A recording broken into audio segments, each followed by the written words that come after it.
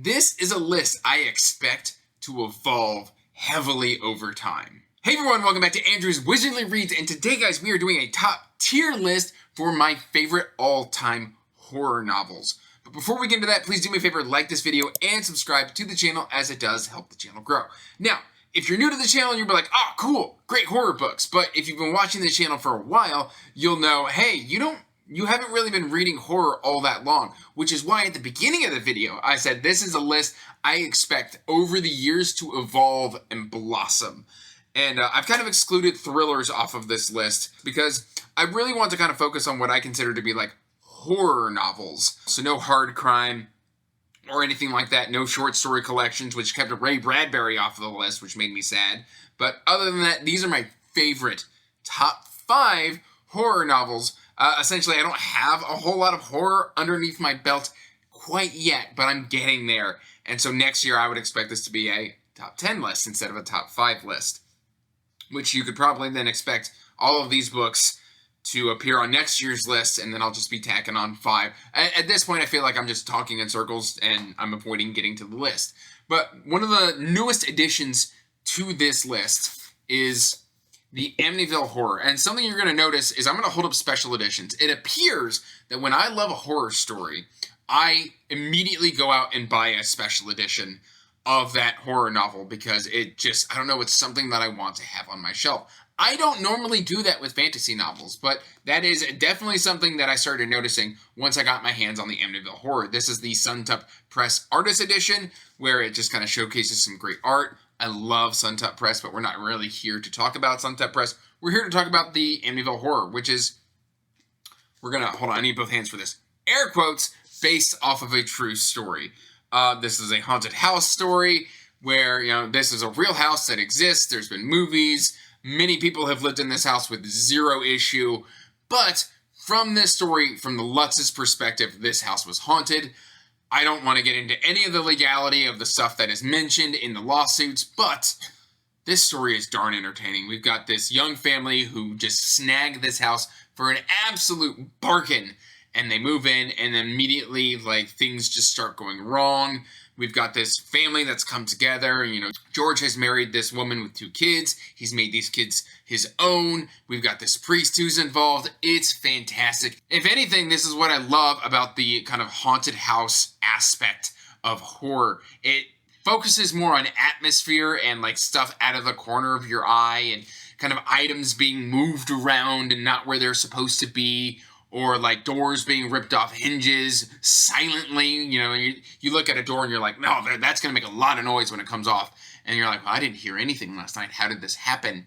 And I don't know. There's tons of vandalism and stuff that happens to this house. And the Lutzes are just kind of in denial for most of the book. I loved the Amityville Horror. If you haven't read the book and you've only watched the movie, I highly suggest you pick up the book because it was an absolute delight. I read it in 2 sittings and I just could not put it down. I loved the Amityville Horror. And the Suntop Press edition, I believe, is still available and gorgeous. So, yes.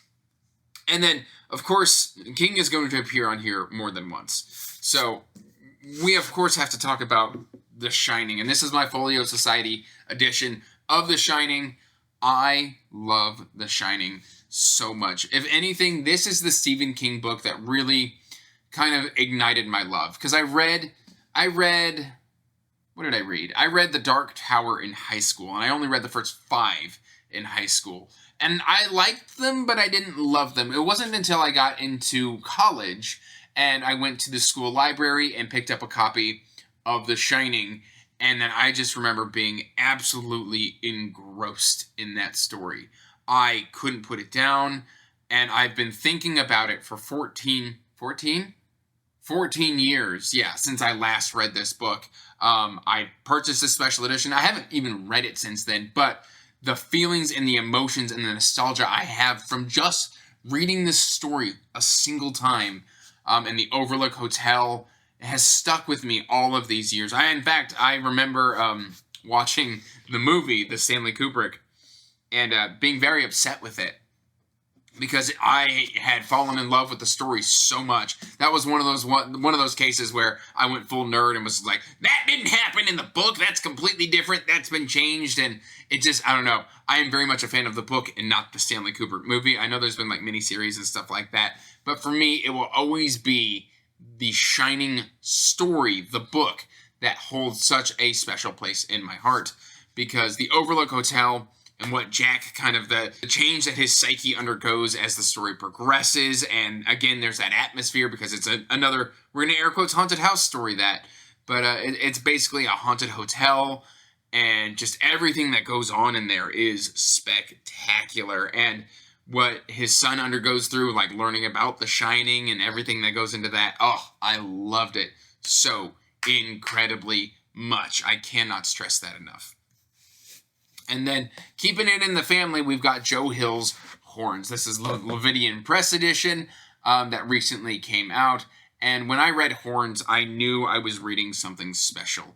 We've essentially got Ignatius Parrish, whose girlfriend has been like horribly murdered a year in the past prior to the start of the book. And he has been blamed for her death, despite the fact that he wasn't anywhere near her and he was blackout drunk in his car. But that doesn't leave him with a very strong alibi. And then some incidents happen around the investigation. A lot of evidence goes missing, and everybody thinks he did it, but they can't prove it, and his life has essentially been ruined. But he wakes up on the 1-year anniversary with these horns, and essentially supernatural stuff starts happening, where people start confessing their deepest, darkest sins to Ig. And like it's like they've got no filter, and then once he leaves, they kind of forget that interaction. And I absolutely love the journey that Ig goes on, because he then starts using these powers to try and figure out who killed his girlfriend and what happened on that fateful night a year ago. And it is absolutely brilliant, and I love it so much. Speaking of haunted houses, apparently I've got a thing for haunted houses, because we've got another haunted house story here, and another Suntop Press edition. Again, this is the artist edition. That is the more affordable edition versus the very premium editions that are well outside of my budget. But we've got Richard Matheson's Hell House. And essentially, I like this one because instead of just being a passively haunted house, we've got ghost hunters. We've essentially got a professor who wants to disprove the supernatural. And he's like crafted this invention to try and dispel the energies around it. And he goes into this known haunted house where we've basically got back in the 30s, this haunted house was like home to like satanic rituals and stuff like that. And there was just a bunch of debauchery and debased human sacrifices, and just everything and anything that you could possibly think of that is awful probably happened in this house. And basically they come in the 70s, I believe. It's either the 50s or the 70s. This might be the 50s. And they're just like, hey, this house has been sitting dormant all these years. Let's go ahead and see what we can do about it, because there's been multiple expeditions to this house, and things have happened. People have died. People have gone insane. There's mediums in here. One of the mediums is a carryover from the previous expedition, and he's kind of lost his mojo.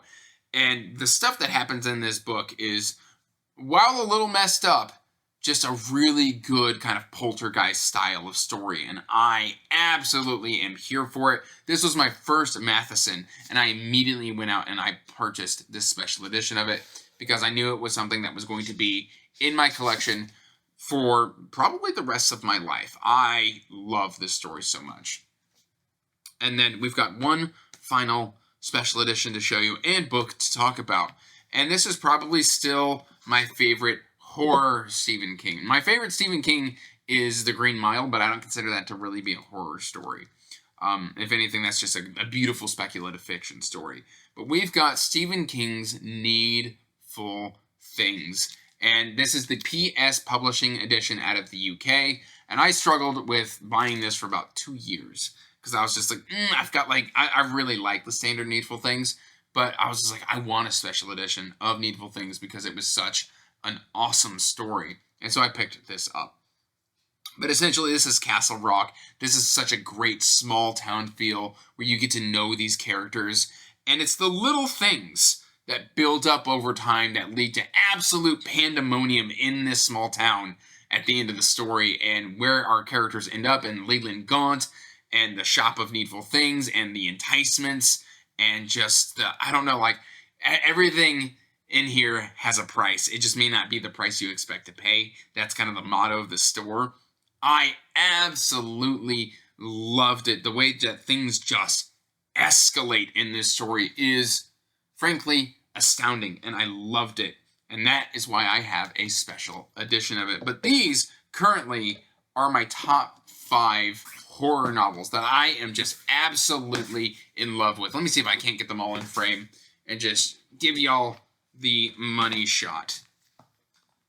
Oh, and because these are special editions, you know they weigh an absolute ton. There we go. I feel like I need to go start doing arm day again at the gym. But these are gorgeous books, great reads, fantastic stories. And like I said, I am just starting my horror journey this year. And I expect this list to absolutely explode by the time I do it again next year. Please drop in the comments below some of your favorite horror novels if you are a horror reader, as I would absolutely love to get more recommendations. I always check them out, and I'm always looking to find that next spectacular horror read. Some that I am planning are Scott Thomas's Silence of the Lambs. Scott Harris? Scott Thomas. I don't know. Robert Bloch's Psycho. And then I also want to read The Omen, and I don't have the name of that author off the top of my head. But yeah, those are 3 that I am planning to do over the next year. Maybe even The Exorcist. I'm not entirely sure, but those are kind of at top of my list right now because, frankly, they're legendary, and I want to know why they're legendary, and hopefully they may even appear on next year's list. But that's all I've really got for today, guys. I hope you are doing well. Until next time, peace out. Stay magical. Bye.